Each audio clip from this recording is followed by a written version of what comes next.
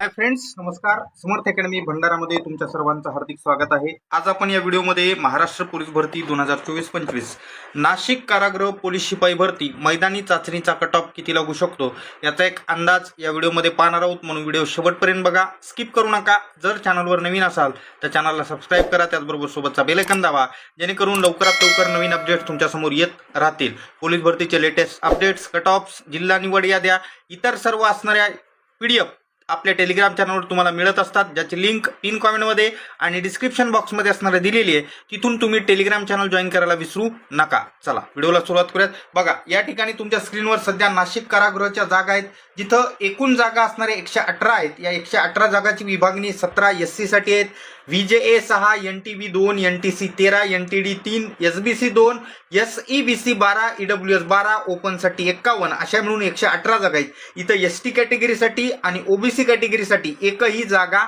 नाहीये.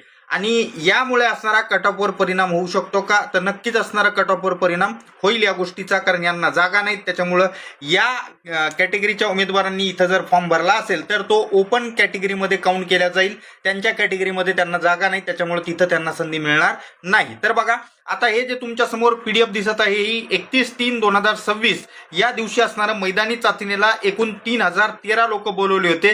त्याच्यापैकी फक्त असणारे 1023 लोक प्रेझेंट होते, उपस्थित होते. म्हणजे 2000 लोकांनी या ठिकाणी दांडी मारलेली आहे ग्राउंडला.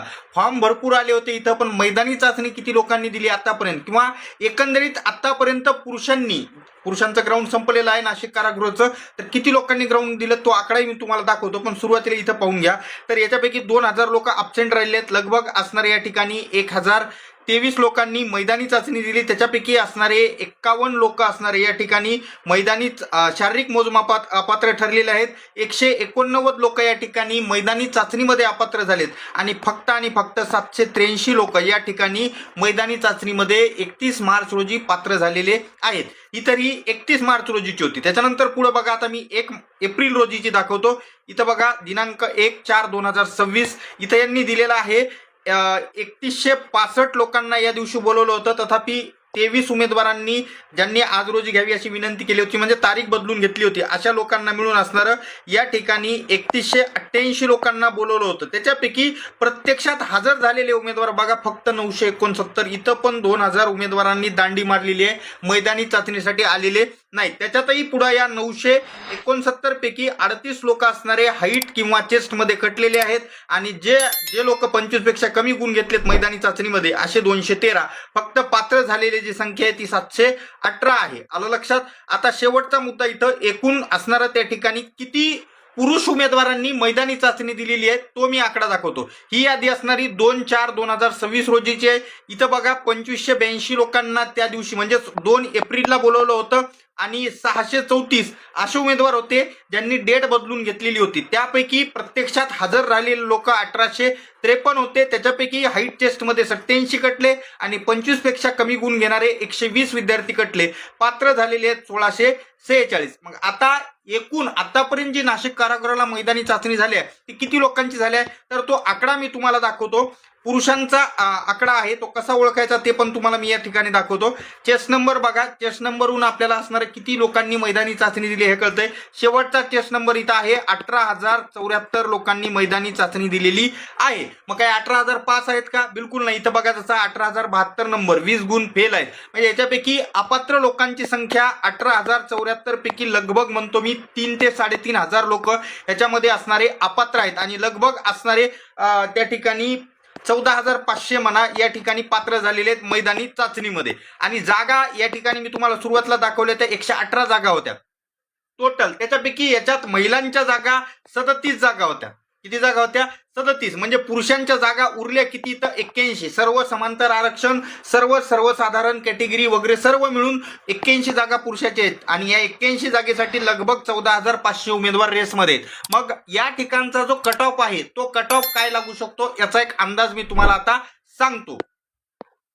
तुम्ही जर या लिस्टमध्ये मैदानी चाचणीचे गुण बघितले 43, 45, 43, 45 हे माजी सैनिक शेवटच्या दिवशी होते. फक्त माजी सैनिकच होते अशातला भाग नाही. 634 इतरही उमेदवार होते ज्यांनी तारीख बदलून घेतलेली होती. या मार्क लिस्टवरून किंवा मी आतापर्यंत जेवढे असणारे मैदानी चाचणी झाल्यात त्या सर्व मार्क लिस्ट ओव्हरऑल थोडंसं त्या ठिकाणी असणारं पाहून घेतल्यात आणि त्याच्यावरून तुम्हाला मी अंदाज सांगतोय की ओपन जनरलचा जो कट ऑफ आहे, ओपन जनरलला जागा 13 आहे त्याच्यामध्ये आणि त्याच्यानंतर इथं अंशकालीन पदवीधरला जागा 5 आहेत. अशा 18 जागा या ठिकाणी ओपन जनरलला सध्या तरी मिळतील आणि एकाच 10 प्रमाणात 180, पण 180 उमेदवार बसतील असं मी म्हणत नाही. याच्यामध्ये तुम्हाला या ठिकाणी जवळपास 550च्या वर उमेदवार समान गुण असल्यामुळे इथं ओपन कॅटेगरीमध्ये बसतील आणि हा कट ऑफ लगभग 45 ते 47 या दरम्यान तुम्हाला पाहायला मिळेल. ओपन जनरलचा कट ऑफ जो आहे तो या ठिकाणचा 45 ते 47च्या दरम्यान असेल. एक्झॅक्ट कट ऑफ सांगता येत नाही कारण ही यादी एडिटेबल नाहीये.